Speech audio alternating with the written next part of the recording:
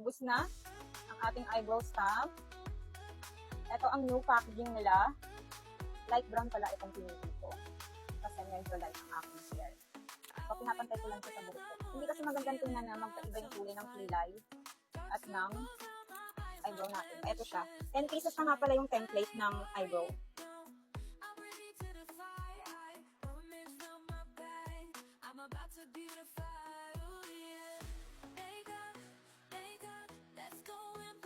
Make it twice ang pag-apply para talagang kumapit. Bilang side naman, ganito lang siya.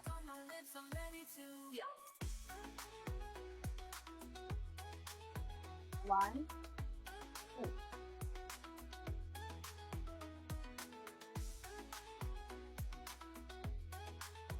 Diba? Napakadali lang.